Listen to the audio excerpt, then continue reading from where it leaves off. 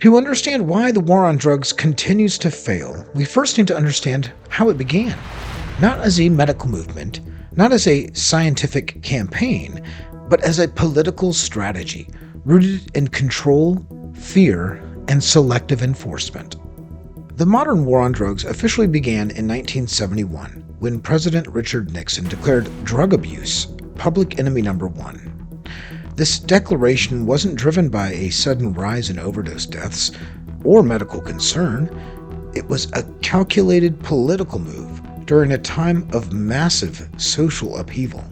Nixon's administration was facing widespread protests, rising crime concerns, and a fractured electorate. By focusing national attention on drug use, particularly among groups viewed as politically disruptive like inner-city black communities and the anti-war counterculture, Nixon crafted a unifying enemy that allowed for harsher laws and expanded police powers.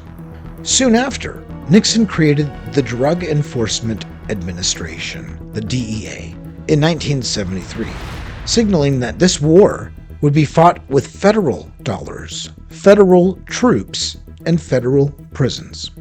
From that point on, every president, Republican and Democrat alike, escalated the campaign.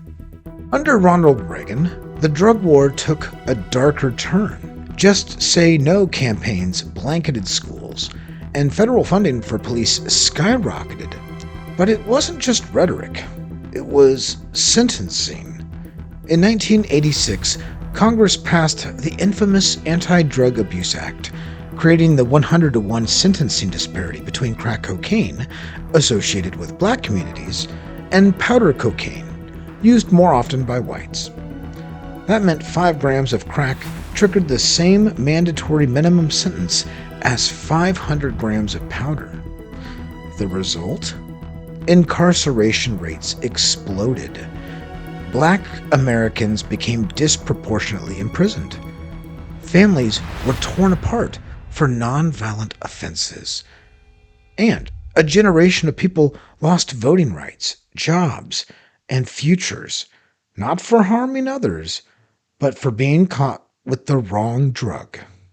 And despite being sold as public safety, crime, drug use, and overdoses continued. Even as the U.S. was ramping up arrests at home, it was complicit in drug trafficking abroad. In the 1980s, investigative journalist Gary Webb uncovered evidence that the CIA helped facilitate cocaine trafficking in U.S. cities, especially in California, to fund anti-communist rebels in Latin America. Webb's work, published in the Dark Alliance series, showed how U.S. agencies turned a blind eye as foreign drug money flooded American neighborhoods. He was smeared and discredited, but years later, both the CIA and Department of Justice quietly admitted that, although not all elements were true, some of the elements of Webb's reporting were accurate. The government's war on drugs was selective, punishing some while profiting from others. The U.S. also exported its drug war abroad, strong-arming countries like Colombia, Mexico, and the Philippines into adopting harsh enforcement policies. The results? Mass killings in Mexico and the Philippines, widespread corruption and bribery, and empowered cartels with more money, more weapons, and more influence than ever before. Meanwhile, U.S. foreign aid was used to train foreign militaries and police in drug raids, even as Americans' demand for narcotics kept rising. The war on drugs didn't grow from science or morality or medical necessity.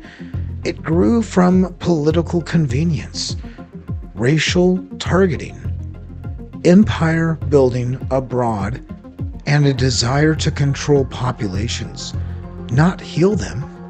What started as a campaign promise turned into a machine of punishment, and that machine is still running today. It's time we stop asking whether the war on drugs was a mistake and start recognizing it for what it always was, a lie dressed up as a law. And the bill for that lie has come due in dollars, in lives, and in liberty. Let's now examine the real costs in depth.